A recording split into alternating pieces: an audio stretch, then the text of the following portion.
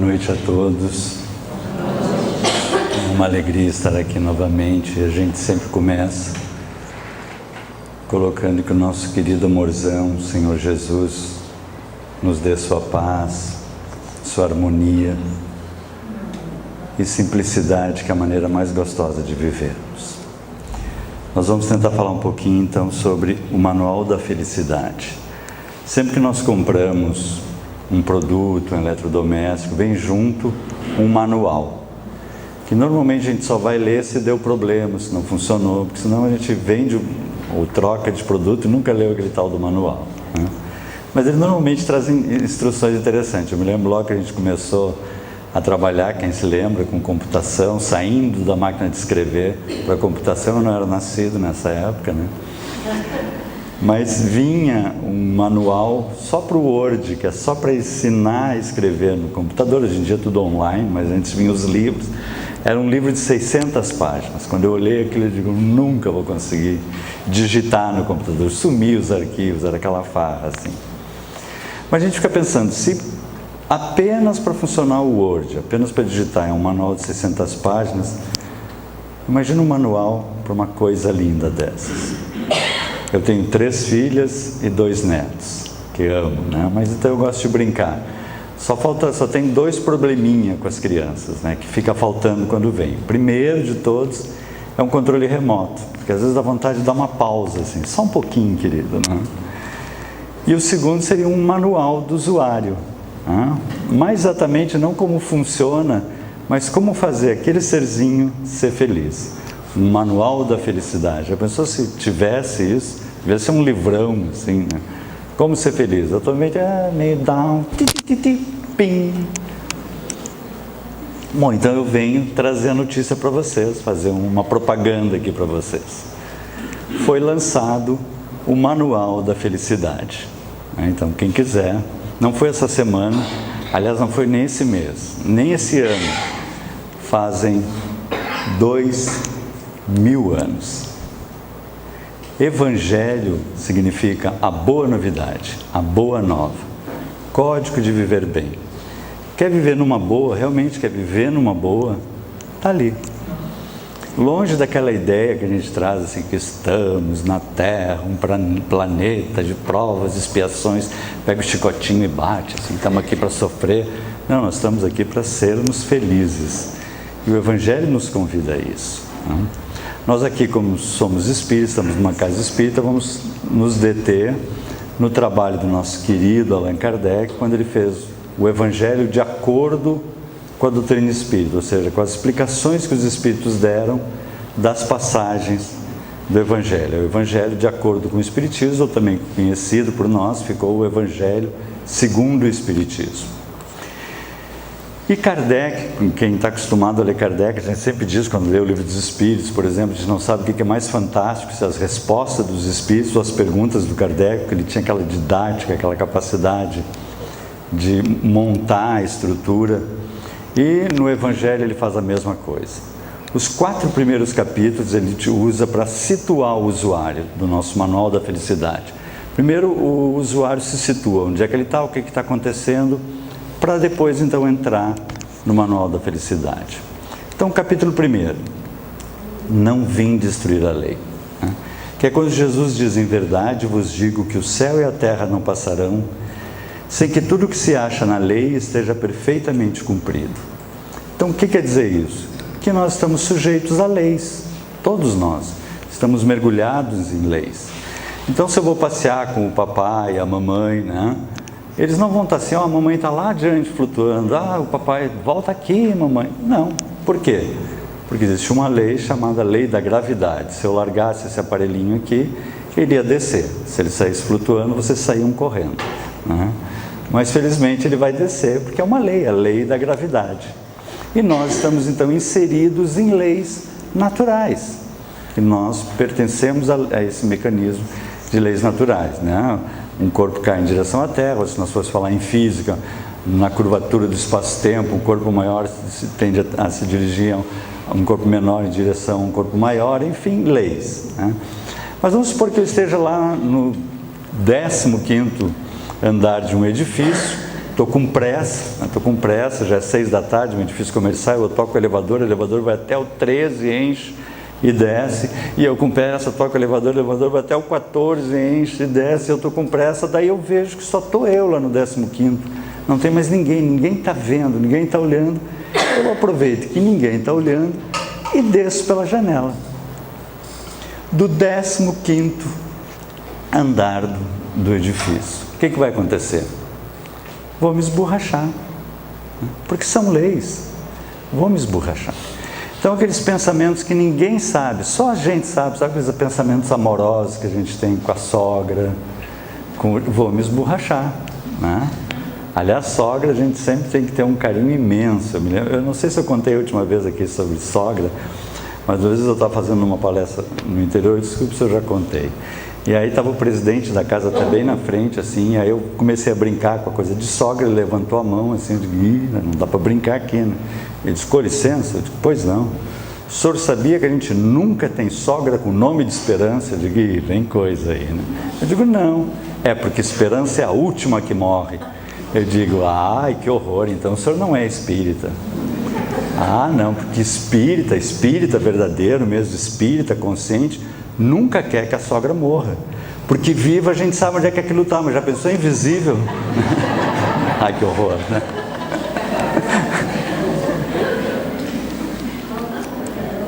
Brincadeira, minha sogra é um amor mesmo, um amor mesmo. Mas então essa ideia, não precisa ninguém estar vendo.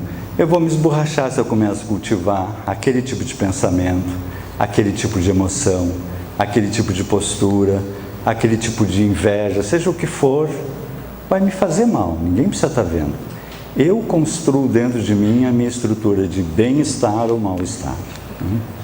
Enquanto reste um único iota e um único ponto, diz Jesus, tu não vai ser feliz. A gente fica pensando assim, puxa, será que ele é rigoroso assim, né? A coisa é tão dura assim, mas não, o que ele está nos falando? Em evolução. Enquanto tu quiser manter uma postura, desculpe o termo, macacoide, né?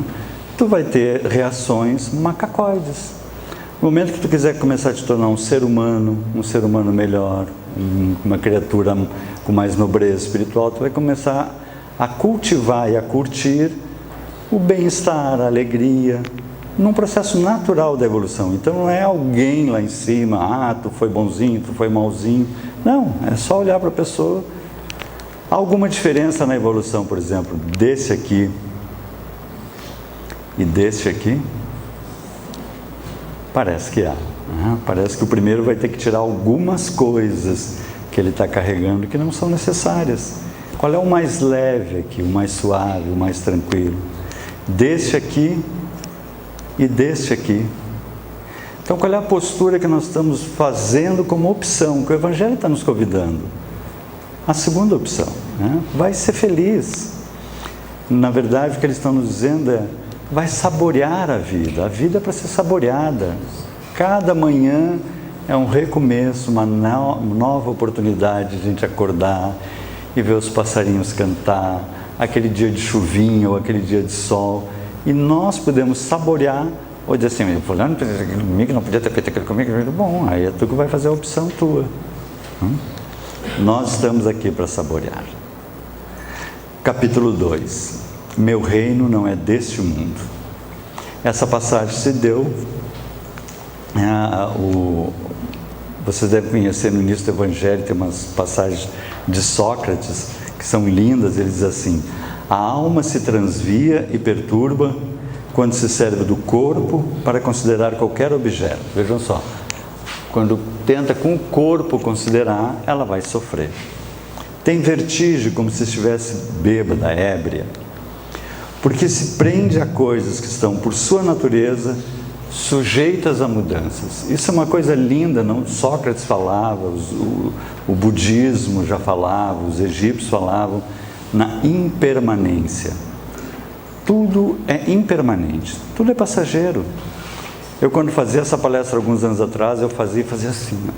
E continuava fazia assim, né? Eu acho que de tanto eu fazer, ela foi, né? Agora não tem mais para ir, né? É impermanente, né? Mas eu tenho uma vantagem sobre vocês aqui, vocês vão desencarnar bruscamente, eu estou desencarnando aos poucos, então eu já tenho... Mas é a impermanência da vida, né? Então a gente fica sonhando, sabe aquela casa que a gente ainda vai fazer e que está juntando dinheiro, já comprou terreno, então acabou de comprar aquela casa, ela vai ficar assim. E no futuro vai ser assim. Tudo vai se desmanchar, vai se transformar. Essa casa espírita vão botar abaixo, vão fazer uma outra, sei lá, de vidro e aço, alguma coisa assim. Tudo está constantemente se renovando, se transformando. Até os astros nascem, vivem e morrem, podemos dizer assim, né? Então, essa mecânica é uma mecânica divina de transformação. E aí Paulo diz assim, mas ainda que o nosso homem exterior se corrompa, o interior, contudo, se renova de dia a dia. O nosso processo interno, esse não, esse depende de cada um de nós, está sempre vivo. Quem vai passando o tempo, né, como com a gente, eu sempre brincava com um amigo, tudo começa quando tu está numa fila e alguém atrás diz assim, tio, tio, ai comigo isso, aí tu já virou tio. Aí depois que tu começa a entrar nas filas e as meninas dos caras dizem, a prioritária é aqui, meu senhor, eu digo, aí tô velho mesmo, aí já não adianta mais, né? E aí a gente percebe que é o corpo que está velho, porque a gente continua o mesmo guri, a mesma coisa, as mesmas vontades, os mesmos brinquedos, as mesmas tudo, só a estrutura material vai se transformando, mas a minha estrutura interna é cada vez mais rica, menos panaca, menos chato, isso é que é maravilhoso, né? E segue Sócrates dizendo, ao passo que, quando contempla a sua própria essência, ou seja, o meu eu eterno, o meu eu divino, que é isso que eu sou estou temporariamente mergulhado, que como gaúcho, né, com o nome de Rogério, mas é tempo, quem me conhece de antes de eu nascer, há mais de 26 anos, me conhece por outro nome, pouco mais de 26 anos, enfim, né, mas me conhece por outro nome, então eu estou Rogério, estou aqui como gaúcho, né? Então dirige-se ao que é puro, eterno e imortal, ou seja, eu sou esse espírito caminhando o infinito que mergulhei na escola terra, estou fazendo os aprendizados, fazendo papel de agora antes era de filho, irmão, agora é de pai, vô, né, chefe, subalterno, papéis nessa encenação para a construção das minhas estruturas emocionais, das minhas estruturas cognitivas, de mim, eu melhor. Então dirige-se ao que é puro, eterno e imortal, e sendo essa alma, ela mesma dessa natureza, permanece aí ligada por tanto tempo quanto possa. Cessam então seus transviamentos, pois está unida ao que é imutável, ou seja, o viver em espírito. E esse estado de alma é que se chama sabedoria. Quando eu percebo que eu sou um espírito, momentaneamente, num processo aqui, mas momentâneos, passam, né? Mas a minha essência, a minha construção, os meus tesouros são internos. Então, meu reino não é deste mundo, dizia Jesus, é deste mundo. Porque a felicidade não é deste mundo, é deste mundo. E onde o usuário tem que centrar a atenção, então não é neste mundo, é neste mundo. É aqui dentro que nós vamos construir todo o mecanismo. Capítulo 3, rapidinho assim para nós. São só 132 capítulos, não se preocupem que não vou falar só 11, tá? São 30, mas eu vou falar bem pouquinho. Há muitas moradas na casa de meu Pai. Não se turbe, o nosso amorzão, Jesus é uma coisa linda, né? Ele sempre com aquele amorzão, aquele carinho por nós, né? Não se turbe o vosso coração, né? Crede em Deus, crede também em mim. Há muitas moradas na casa de meu Pai. Em quem participa dos grupos de estudos, sempre se faz essa pegadinha, né? Quantas coisas tem no universo? As pessoas, tem um monte de coisa, tem 3. Né? Deus, Espírito e Matéria. Deus nós só podemos sentir. Espírito nós podemos intuir, existem várias pesquisas que nos levam já à ideia da dualidade mente-corpo.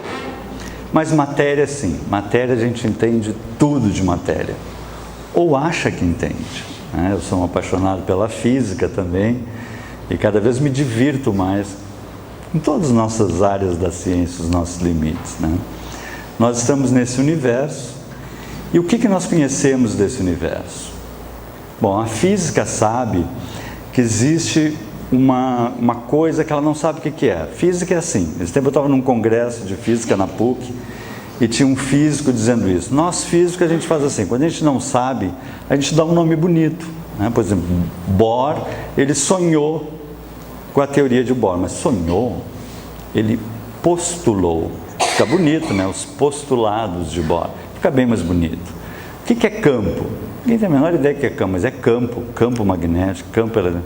Gravidade a gente ainda não sabe o que é, a gente ainda está discutindo como é que funciona a gravidade, mas a gente vai dando uns nomes bonitos. E, por exemplo, a gente não tem a menor ideia do que tem no universo que se sabe que tem, então a gente chama 73% de energia escura. A gente não tem a menor ideia do que é. Mas a gente sabe também que as galáxias, elas estão girando em torno dela e elas são mais lentas do que a gente enxerga. Tem que ter mais matéria ali, mas a gente não enxerga, não sabe o que é, então a gente já sabe que tem 23% de matéria escura. Tá, e o que a gente conhece no universo? 4%.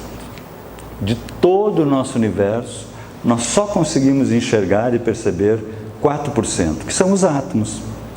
E mesmo assim nós ainda não conseguimos ver eles todos. Estamos lá com aquele acelerador de hadrons tentando ver o bóson de Higgs, e aí descobrimos, agora eles estão discutindo se é o técnico Higgs ou se é o bóson de Higgs, e agora surgiu mais uma partícula que saiu do cenário normal. Nem a matéria a gente consegue ver direito, e é 4%. Que dirá a matéria mental ou o mundo dos espíritos? Então imagine o tamanho dessa coisa, né? Nós temos estrelinhas lindas como Gama Cruxis, Rigel, Canopus, Aldebaran, né? E aí vão vindo. Vocês querem ver como é que é o Sol? Ali, ó. Olha o tamanho do Sol perto de outras estrelas. A beleza disso. Imagina o que deve ser. Vocês já devem ter ouvido falar em Canopus, Capela, os exilados de Capela. Capela são 2 estrelas mais ou menos do tamanho de Aldebaran. Imagina tu morar num lugar onde tem 2 sóis mais ou menos do tamanho de... A gente não tem ideia das belezas, das riquezas. A gente aqui tira umas férias, vou ir para tal lugarzinho. Acho que os apóstolos assim, vamos para Canopus? Não, vamos para Betelgeuse, que é o nosso universo que nós temos para descobrir, para desvendar, que agora nós estamos aqui na terrinha. Mas há muitas moradas na casa de meu Pai. Esse universo infinito para nós desvendarmos, descobrirmos, saborearmos, enfim. Capítulo 4. Ninguém poderá ver o reino de Deus se não nascer de novo. Os doutores da lei não compreendiam muito Jesus, mas tinha um que já era um senhor de idade, e ele percebeu que Jesus tinha toda uma consciência, toda uma verdade. O nome dele se chamava Nicodemos. E ele perguntou se ele podia se encontrar com Nicodemos. O irmão X narra essa passagem pelo Chico Xavier, e aí ele foi. Disseram para ele que estaria na casa de um pescador. Ele foi de noite pelas ruelas de Cafarnaum, bateu na porta, e o próprio mestre abre a porta. E ele, quando vê Jesus, ele diz: Senhor, sei pelo que dizes e pelo que fazes que és o Filho de Deus. Então vim te perguntar, o que deve fazer um homem para atingir o reino dos céus? Jesus olhou para ele cheio de amor e digo: Nicodemos, em verdade vos digo que ninguém alcançará o reino dos céus se não nascer de novo. E aí Nicodemos, que era velho, diz assim: mas Senhor, como pode um homem velho tornar ao ventre de sua mãe? E Jesus diz assim: Nicodemos, o Espírito sopra, não se sabe de onde vem nem para onde vai, a nossa evolução infinita. O que é da matéria é matéria, o que é do Espírito é Espírito. E aí, como todo espírito de escola, até desculpem dizer isso de Jesus, mas de espírito evolutivo, ele ainda dá uma brincada com Nicodemos. Então é doutor da lei, não sabe dessas coisas? O que ele está nos falando? Em reencarnação. Que nós não vamos nos deter aqui em reencarnação, porque é algo bem debatido, mas gostaríamos de pegar 2 confusões na questão da reencarnação. A primeira é a chamada lei de Talião, que é o olho por olho, dente por dente. Lá do Código de Hammurabi, que Moisés se refere a ela. E nós trazemos esse ranço com a gente. A gente vê uma pessoa, não sei o que, se acidentou, perdeu uma perna. O que ele não fez na vida passada para ter perdido uma pessoa? A gente sempre tem esse pensamento amoroso, assim, né? Que de amoroso não tem nada. Né?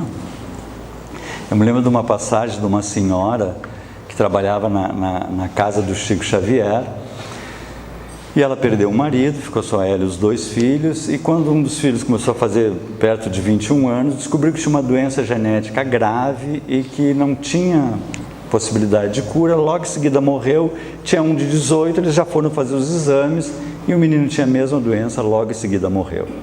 E aí nós, espíritas muito bondosos que somos, né, fomos lá para o Chico e disse: Chico, o que ela não fez para passar por uma coisa dessa? Perdeu o marido e os 2 filhos, né?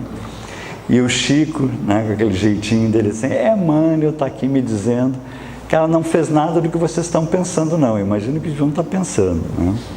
Ela era um espírito de escola, ela é um espírito de escola, né? Ou seja, um espírito evoluído. Tinha uma missão para fazer na Terra, ou seja, ela tinha uma assessoria, o Chico Xavier ali, lindíssima, né? Ela tinha uma missão para fazer na Terra, ficou sabendo do problema desses meninos e disse: deixa eles virem com meus filhos, por puro amor, por missão. Então, quando você chegar em casa, tiver aquela barriga vendo televisão, é missão, pessoal, não precisa...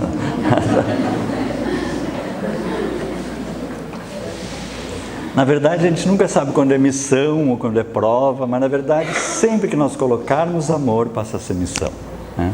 A missão de fazer crescer, né? Então, as nossas percepções são totalmente diferentes. A lei de Talião também não funciona, porque a lei que nos rege é a lei do amor. É essa que trabalha sempre nos perdoando, nos amando. Vamos de novo, levanta de novo, esquece, vamos lá. E aí é que nós estamos caminhando. E a segunda é a metempsicose, porque reencarnação é algo conhecido em toda a história. Os antigos egípcios falavam, os chineses falavam, os indianos falavam, mas eles tinham sempre essa visão da metempsicose, que o que é? Eu posso reencarnar num animal ou num homem. E a doutrina espírita nos traz a beleza da compreensão de que tu conquistou para sempre. Por isso que calma. A gente pode ter calma e com calma, porque o que a gente conquistar, a gente conquistou para a eternidade. Então essa ideia de ir para trás. Mas para quem gosta de botar frases no quarto, tem pessoas que gostam de botar cartazinha, principalmente as moças aqui presentes, se quiserem botar uma frase. Tem um grande filósofo, discípulo de Sócrates, Platão. Ele tem uma frase fantástica sobre metempsicose. Ele diz assim: se fores um homem bom, justo, honesto, reencarnarás num homem belo e nobre. Mas se fores mau, reencarnarás nos animais ou nas mulheres. Eles não eram machistas, né?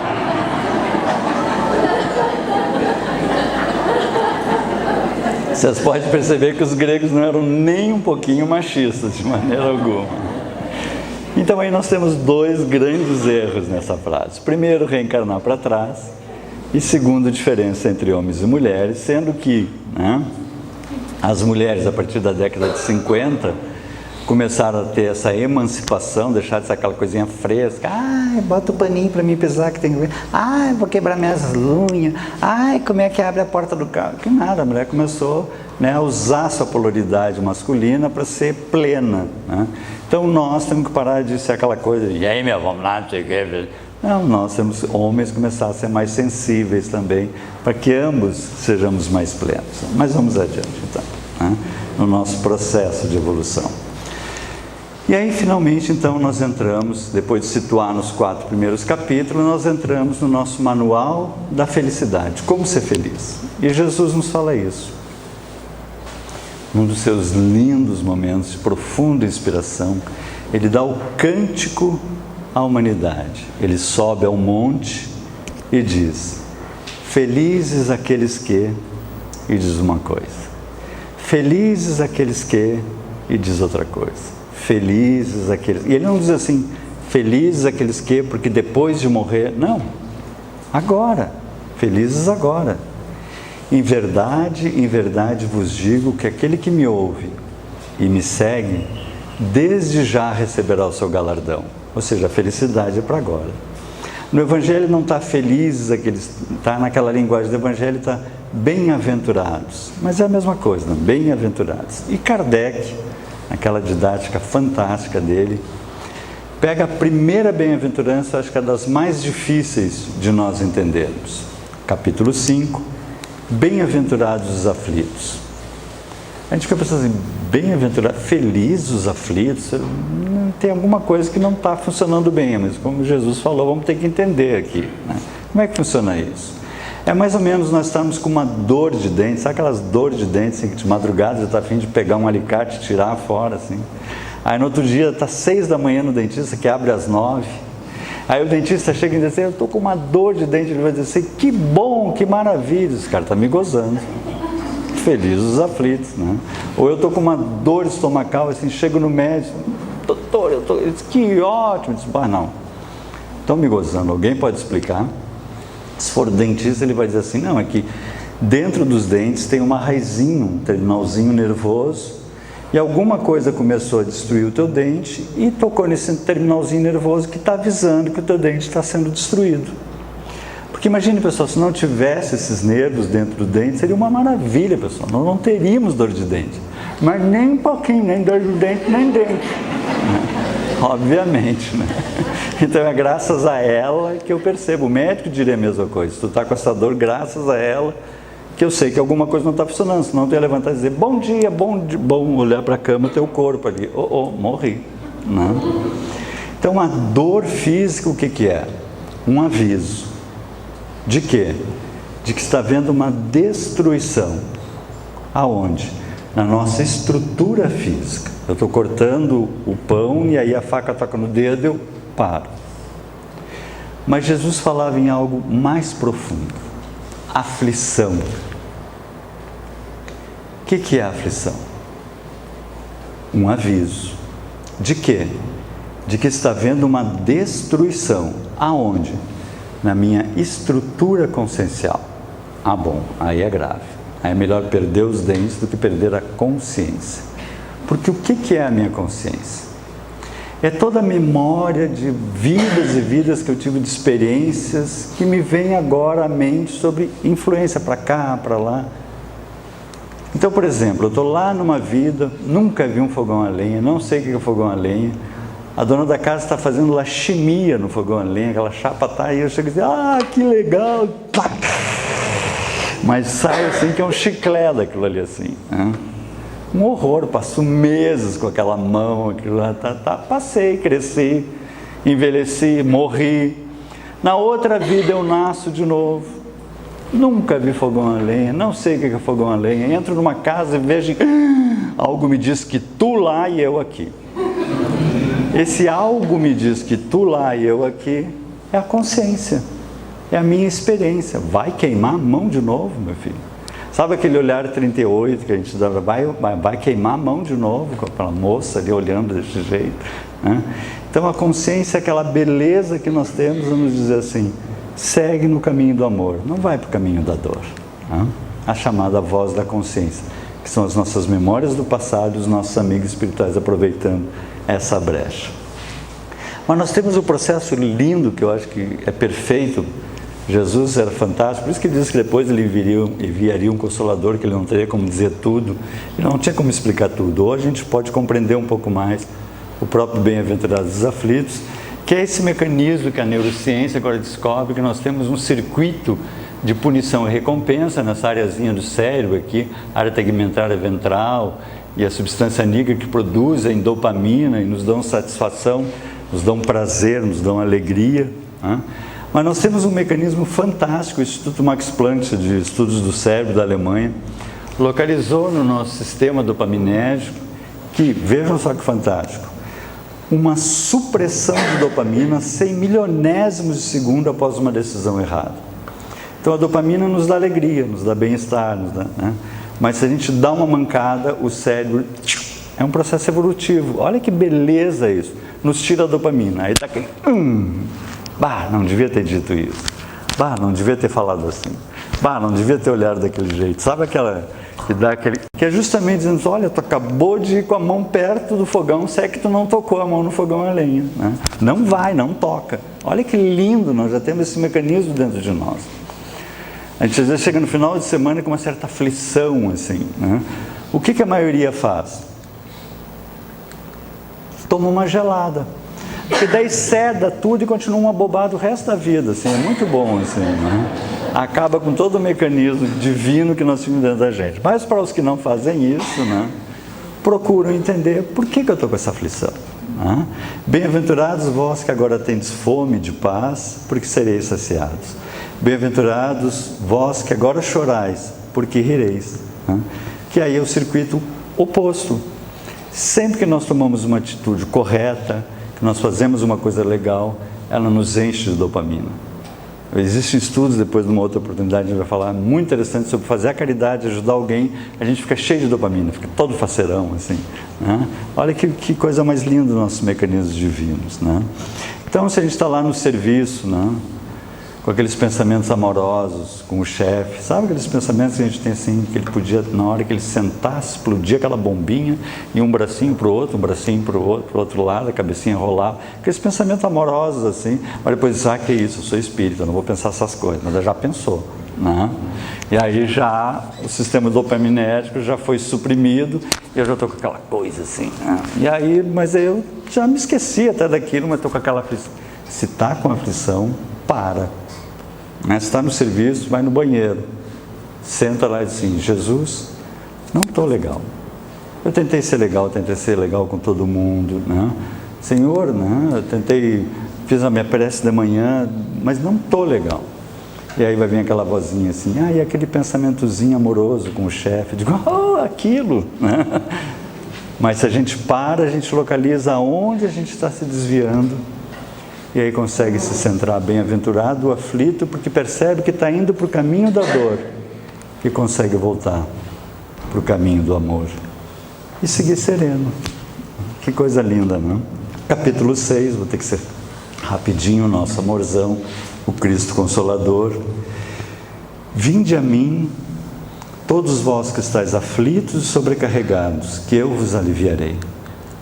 Tomai sobre vós o meu jugo e aprendei comigo, que sou brando e humilde de coração. Olha que linda a brandura, né? Que é a bondade, a calma, a tolerância, a serenidade e a simplicidade, que é a maneira mais gostosa de nós vivermos. E acharei repouso para vossas almas. Pois é suave o meu jugo e leve o meu fardo. Nós é que somos muito rígidos com a gente. Não, porque eu sou não sei o quê, porque eu sou primitivo. Não, tu é um macaquinho melhorado. Todos nós aqui, não vocês já evoluíram, mas nós aqui na frente, né? Então a gente tem que ter amor com a gente, perdão com a gente, compreensão, tolerância, né? E tentar fazer a coisa mais suave possível, perceber a natureza. E quando a gente começa a perceber a beleza, a harmonia da natureza, a gente começa a perceber a vida simples que Jesus nos convida. Não é uma questão de ter ou não ter recursos, é ser simples, saborear a beleza da simplicidade. Fenelon, no Evangelho, ele nos diz, eu acho linda essa colocação, que tormentos, ao contrário, se poupa, né? Como deixa de ser infeliz, né? Como pode deixar de ser infeliz? Que tormentos, ao contrário, se poupa? Aquele que sabe contentar-se com o que tem, que nota sem inveja o que não possui. Olha que lindo, quanta coisa a gente tira dos ombros, né? Que não procura parecer mais do que é. Como a gente sofre tentando, né? Postura, sofre, que é um horror. Vai ser tu, né? Esse é sempre rico, porque quando se olha para baixo de si e não para cima, vê sempre criaturas que têm menos do que ele. É calmo, porque não cria necessidades quiméricas, né? E não será uma felicidade, a calma em meio das tempestades da vida, ou seja, tu está centrado, simples, calmo. Todo mundo conhece, né? Teve na sua vida ou tem alguma pessoa querida, sabe? Um pai que era um amor, que dá vontade de beijar, um avô daqueles que tinha vontade de pegar as bochechas e beijar. Todo mundo deve ter conhecido alguém, uma professora, sabe, uma pessoa querida mesmo. Pois multiplique isso por 1 milhão. É o nosso amorzão, Jesus. A gente tem aquela coisa de Jesus sério, né? Kardec chega a ter uma sobrancelha levantada, assim. Mas eles são puro amor, puro carinho. E é nesse amor que nós temos que mergulhar e conviver. Capítulo 7, bem-aventurados os pobres de espíritos, né? Nos falando do exemplo, mais um exemplo que ele nos deu, a humildade, né?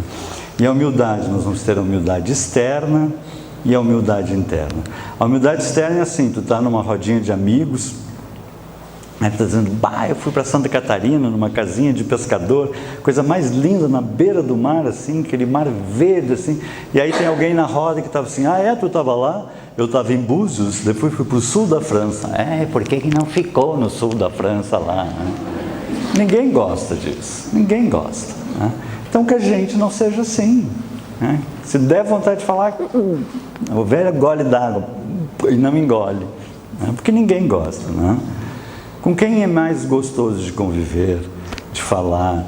Com esse aqui ou com esse aqui? É óbvio, né? Então percebamos isso e vivamos assim, né? Espírito, então, é um amor, assim, porque esse ano a gente deu 5.644 passos, distribuiu 244 roupas, etc. Cala a boca, fica quietinho, né? Ninguém gosta disso. Fica em paz, quietinho no teu cantinho, aí tu vai ser feliz, né? Essa é a humildade externa, mas tem a humildade interna. A humildade interna é um processo que todos nós temos, é um processo psicológico que nós vivemos, nos co-criando. Então a gente vê uma coisa, não gosta, diz, bah, não vou ser assim. Gosta, olha que interessante, a gente assume isso pra gente. Então a gente vive nesse processo de cocriação, né? Então a gente vê aquela figura, né? Que vocês não têm televisão, mas tem gente que tem gente até que assiste novela, né? E aí fica assistindo aquelas novelas e ele já chega em casa assim, querida, está pronto? E ela já está assim agora com aquele cabelinho. Pois é, porque agora não sei o que, porque a gente imita, né? Ou então, lê a vida do Chico Xavier, né? De agora em diante eu vou ser todo paz, eu vou ser todo paz, toda harmonia. Essa coisa está me irritando, o que eu estou representando aqui, né? A gente começa a querer ter uma personalidade insustentável, porque eu não sou aquela pessoa da televisão. Eu não sou o Bezerra, eu não sou o Chico Xavier. Quem que eu sou? Eu sou o fulano, filho da dona Beltrana, do seu ciclano. Ai, coisa boa, não tem que parecer nada para ninguém, não tem que representar nada para ninguém, tem que ser eu. E acima de tudo, né, esse serzinho da natureza, filho de Deus. Que é coisa melhor do que isso? Eu sou filho de Deus, né? Então que coisa linda, eu sou dos pássaros o mais belo, da natureza o ser humano é a coisa mais bela que nós conhecemos, né? E relaxa nesse processo. Capítulo 8, nós temos que ser um pouquinho rápido a respeito ao horário. Bem-aventurados os que têm puro o coração. O que significa isso, né? É aquela ideia do regime, sabe? Vou fazer um regime. Agora eu vou fazer regime. Aí, pá, aquele prato de alface, corta a alface. Aí quando vai botar alface na boca, fecha os olhos e lembra daquela lasanha, sabe? Não aquela lasanha, aquela outra lasanha, assim, que tem mais queijinho e mais recheio. Você abre os olhos e vê aquela alface, capim de novo, eu sou um infeliz. Mas claro que é infeliz, né? Mas está pensando em regime e pensando em lasanha, né? Não pode ser feliz, né? Então, onde é que está o meu pensamento, onde é que está meu coração? A neurociência já tem demonstrado inúmeras vezes que quando nós pensamos, nós já ativamos o nosso cérebro, já ativamos todo um sistema a funcionar. Se eu penso, né, em alguém assim que eu estou com um pouquinho de raiva, eu já largo catecolamina, adrenalina. Se eu continuo pensando, daí, imagina o hipotálamo vai lá em cima dos rins, o sistema adrenérgico manda soltar os corticoides, eu fico cheio de cortisol, só de pensar, né? Então a gente tem que estar controlando. Não, o que eu quero? Às vezes eu tenho aquele casal, né, vamos ser legal, né? Como dizia nosso amorzão aqui. Eu, porém, vos digo que aquele que houver olhado uma mulher com mau desejo para com ela, já em seu coração cometeu adultério com ela. Por quê? Porque eu já disparei todos os hormônios, as coisas entram em casa assim, né? Todo torto. Porque é um processo natural. Eu quero ter aquele relacionamento legal, feliz, e penso em lasanha. Não vou ser feliz, né? E vou chegar em casa, vou olhar aquela barriga na televisão e dizer, catei de novo, né? Claro que você é infeliz, né? Então eu tenho que ver o que eu estou construindo dentro de mim. Para não falar na sintonia espiritual, porque André Luiz nos diz que nosso pensamento parte de nós e retorna a nós numa fração de segundo, reforçado por todos os pensamentos afins. Já pensou, pessoal? Olha que internet nós somos. Nosso pensamento parte de nós e numa fração de segundo retorna a nós, reforçado por todos os pensamentos afins. Imagina o quanta coisa, né? A gente às vezes só queria ficar com uma raivinha, fica com um raivão. Só queria ficar tristinho, quer se matar, né? Porque, claro, a gente entra na faixa. Então, quais são os meus desejos? Porque a gente tem aquela ideia assim, somos o que pensamos, né? Isso uma vez eu vi Emmanuel falando. Na verdade, nós somos o que desejamos. E a partir do meu desejo eu vou pensar, né, se eu quero ser vítima, para ser coitadinha, eu estou tão ruim para receber um carinhozinho, ou eu me faço, enfim. Né? Então, quais são os meus desejos? O que eu quero? O que eu quero, busque e achará. Né? Bem-aventurados os que têm puro coração, porque sabem o que querem, seguem o que querem, e, portanto, caminham na paz. Porque sabem o que é legal pensar, o que não é legal, o que é legal seguir, e consegue esse mecanismo de harmonia. Capítulo 9, bem-aventurados os brandos e pacíficos. Aqui eu vou rapidamente contar a história do meu pai. Meu pai vem de uma família tradicional, de Porto Alegre, tem várias ruas de avenidas, gente da família, tem uma rua com o nome dele. Aí fez inúmeras faculdades e era mestre na área dele. Ele foi convidado para dirigir, ele que coordenou a maior estação de tratamento d'água do mundo, que é de Guaraú, em São Paulo, para 25 milhões de pessoas. Ele que dirigia um grupo de engenheiros alemães, franceses, japoneses, ele que coordenava tudo. Era uma sumidade mesmo, mas ateu. Uma pessoa justa, nobre, nos ensinou toda uma nobreza, mas não conhecia o Evangelho, principalmente nesse capítulo, bem-aventurados os brandos e pacíficos. Né? Nós somos 3 irmãos, né? Então aquelas coisas, ia sair no fim de semana e começavam os 3 atrás, ele se virava, era um tapa só. Todo mundo assim, por que vocês vão dar para sair, não sei o que, já virava, já acabou o fim de semana, todo mundo, né? Se alguém buzinasse, imagina uma pessoa nobre, culta, se alguém buzinasse no trânsito, ele botava meio corpo fora, filho disso, filho daquele, não sei o que, virava um animal. E claro, esse processo começou naturalmente a desencadear toda uma desarmonia orgânica. Com 45 anos ele começou a desenvolver diabetes, problema de pressão, depois mais tarde ter problema de lesão de fundo de olho. Né? Nós voltamos depois para Porto Alegre, ele se tornou diretor na Escola de Engenharia da PUC, e naquela época a gente tinha uma liberdade extremamente grande, assim, era total, né? Então quando chegou na época do vestibular, ele disse, Rogério, tu pode escolher à vontade qualquer engenharia, né? Era uma coisa assim muito de preferência dele na PUC, né? Aí claro, eu fui fazer a engenharia dele na PUC. Felizmente, na época eu percebi assim, o quanto ele era dedicado, ele amava a área da engenharia, amava que os estudantes aprendessem. Então, se ele pegasse um estudante colando, era 0 na hora, nas próximas provas ia fazer na mesa dele. A gente, quando está na faculdade, já é adulto, né? Aquilo era uma humilhação. Então, eles odiavam ele. Depois, se quiserem, eu posso dar um nome, mas ele era conhecido lá, fulano o ralador. E o legal é que na PUC, eu acho que até hoje é assim, mas não sei, mas a gente se matriculava na cadeira e não sabia qual é o professor que pegava. Então, nos primeiros anos, a gente se matriculava, entrava ele em aula, sempre tinha um do meu lado e dizia, não, esse velho desgraçado, não é possível, tomara que morra, infeliz. Eu terminava de falar assim, é meu pai. Não, mas diz que ele dá aula legal até, né? À medida que a faculdade foi passando, acho que eles avisavam antes. Deixa eu botar um adiar aqui. E aí, passei a ouvir menos isso, né? Mas daí o tempo passou e nasceu a minha filha, e ele teve vários infartos. Ele foi parar na UTI no Hospital Mãe de Deus, com uma junta médica em volta, aquela coisa, né, de importante, né? E nasceu minha filha, a segunda neta, com uma diferença de 1 mês e 20 dias.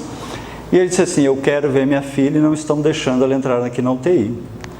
E eles disseram: não, é que um bebê recém-nascido, não sei como é que é agora, mas na época não podia entrar na UTI. Ele disse: não, mas eu quero que a minha neta, eu quero ver minha neta e quero que traga na UTI. O médico: não pode. Então eu vou visitar minha neta. E o médico disse assim: nem a tua neta vai vir aqui, nem tu vai visitar a tua neta, porque tu está na UTI e eu não te dou alta. E disse assim: então eu me dou alta. Puxou os aparelhos tudo, que é a riqueza soberba, né? Puxou os aparelhos tudo, assinou um termo de compromisso, foi para casa, pegou minha filha e morreu. A história é triste, né? Mas que ilustra, e eu me lembro uma vez depois que ele já tinha desencarnado, eu estava fazendo uma prece, já tinha feito essa palestra, e eu me sentei para fazer uma prece, e ele chegou em espírito para falar comigo, rindo, alegre, porque ele está super bem no plano espiritual, né? Porque ele era uma dedicação imensa a ajudar na área dele, né? Ele disse: após como tu não te lembrou do meu aniversário. Eu digo: era o aniversário dele, e ele veio me visitar, né? Em espírito. E aí eu pedi permissão para ele se eu podia contar, narrar esse exemplo. Ele disse: mas claro, né? Que é esse exemplo de que às vezes a gente fica imaginando dinheiro, poder, não sei o quê, mas a felicidade não é deste mundo, é deste mundo. Onde o usuário tem que centrar a atenção não é neste mundo, é neste mundo. Esse é o mecanismo, né? Ele agora, por exemplo, poderia estar não só com as minhas filhas, mas com as 3 filhas, que foi por causa dessa aqui que ele morreu, veio mais 2 depois, agora já tem esse netinho aqui, que já está até um pouquinho maior, tanto netinho, vô babão tinha que mostrar, né? Mas ele está vendo do lado de lá, e ele está num plano muito legal, às vezes eu visito ele está realmente muito bem, né? Capítulo 10. Amai os vossos inimigos. Pois se amardes os que vos amam, que galardão tereis? Não fazem os publicanos também o mesmo? Nos diz Jesus, né? E aqui eu vou botar só um parênteses de Emmanuel, que eu gosto muito disso: não subestime o inimigo, que é sempre um ser humano, com todos os seus potenciais. Respeite, ame, perdoe, né, com equilíbrio, né? E Emmanuel nos diz assim: é possível que os outros te guerreiem gratuitamente, hostilizando-te a maneira de viver. Entretanto, podes avançar em teu roteiro sem guerrear a ninguém. Se os outros querem fazer guerrinha, deixa. Eles querem fazer sombrinha na cabeça, deixa. Tu vai ser feliz. Tu quer ser feliz. Tu não vai entrar naquela faixa. Eu não me lembro se eu falei isso aqui, que às vezes eu repito, né? Aquele domingo lindo, né? E a gente fala para a pessoa amada assim: vamos passear, vamos dar uma... aquela nuvenzinha, né? Assim, então fica. Mas eu vou dar uma caminhada, eu vou passar, eu quero ser feliz. Se tu quer continuar assim, né? Eu quero ser feliz. E só sendo feliz que a gente vai poder ajudar os outros. Que é aquela coisa do: se te baterem numa face, oferece a outra. Vamos supor assim, né? Eu estou aqui, vem a G e pá, né? E aí eu, cristão, né? Pá, tomo de novo, né? Horrível aquilo. Aí vem fazer palestra de novo, eu olho, ela está ali, lá vem ele gostou, pá, né? E eu tenho que virar pá de novo. Aí eu venho fazer palestra de lá, eu digo: ela está aí, né? Porque eu vou apanhar, né? Então não é isso, bater numa face e oferecer a outra. Se te baterem numa face, oferece a outra face, a tua face interna. Diz: desculpa, eu devo ter dito alguma bobagem, eu devo ter dado alguma mancada. Jamais. Mostra a tua face de amor, a tua face de que tu quer o bem para todos. Mostra a tua face de paz. Às vezes a gente tem que fazer isso no silêncio, às vezes baixando os olhos, mas mostrando a tua face de Jesus em ti. Vivei em paz, nos diz Emmanuel. Para isso, contudo, para que a tranquilidade te banhe o pensamento. Olha que lindo, né? Eles estão sempre dizendo as coisas para nós, a gente custa para aprender. Para que a tranquilidade te banhe o pensamento, é necessário que a compaixão e a bondade te sigam todos os passos. Ainda mesmo quando os homens se mostram desvairados nos conflitos abertos, a terra é sempre firme e o sol fulgura sempre. Isso me lembra aquela passagem, quem leu Guerra e Paz de Tolstói, tem um momento em que André, que era um príncipe, ele está guerreando lá nas suas conquistas, e é aquela guerra, e gente morrendo, sendo esquartejada, e aquele horror, e ele é ferido e cai do cavalo, e quando ele cai do cavalo, ele olha para cima, e está aquele céu azul lindo, aquelas nuvens passando serenamente, e diz, meu Deus, o que a gente está fazendo aqui embaixo? Olha a beleza, a serenidade que nós temos em cima de nós e não percebemos isso. E é isso que o Evangelho nos convida a perceber. A beleza e a serenidade de cada amanhecer, para que nós sigamos nessa caminhada. Viver de qualquer modo é uma tarefa para todo mundo. Mas viver em paz consigo mesmo é serviço de poucos, é um exercício. E capítulo 11, para encerrar, foi a palestra que eu fiz na semana passada e que eu não vou me deter. O nosso amorzão dizendo qual de todas a maior lei, amar a Deus sobre todas as coisas, que é amar a vida intensamente. E se amar, ter a sua horinha, o seu momentinho, para que a gente possa amar o próximo como a si mesmo. E além disso, amai-vos como eu vos amei, sem esperar nada em troca. Amar por amar, sempre com Jesus. Nosso tempinho esgotou, era isso. Muito obrigado.